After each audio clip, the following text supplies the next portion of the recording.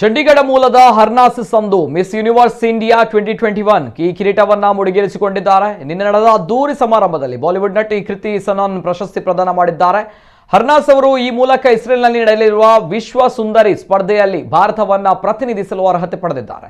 ಪುಣೆಯ Ritika ಕಡ್ನಾನಿ miss ದಿವಾ super national 2022 ಕಿರೀಟವನ್ನ ಮುಡಿಗೇರಿಸಿಕೊಂಡಿದ್ದು ಅವರು 13ನೇ miss super national ಪೇಜೆಂಟ್ನಲ್ಲಿ ಭಾರತವನ್ನ ಪ್ರತಿನಿಧಿಸಲಿದ್ದಾರೆ. ಜೈಪುರದ ಸೋನಲ್ ಕುಕ್ರೇಜಾ ಮಿಸ್ ಡಿವಾದ ಮೊದಲ ರನ್ನರ್ ಅಪ್ ಆಗಿ ಆಯ್ಕೆಯಾಗಿದ್ದಾರೆ. ಕೊರೋನಾ ಮುನ್ನೆಚ್ಚರಿಕೆಗಳನ್ನು ತೆಗೆದುಕೊಂಡು ಕಾರ್ಯಕ್ರಮವನ್ನು ಅದ್ದೂರಿಯಾಗಿ ನಡೆಸಲಾಗಿದೆ. ಬಾಲಿವುಡ್ನ ಖ್ಯಾತ ತಾರೆಯರು ಕಾರ್ಯಕ್ರಮದಲ್ಲಿ ಭಾಗವಹಿಸಿದ್ರು.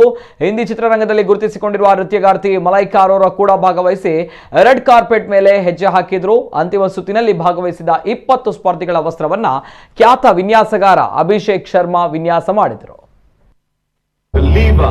Miss Diva Universe 2021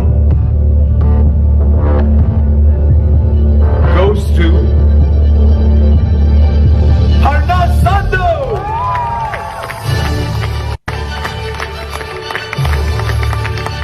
Congratulations!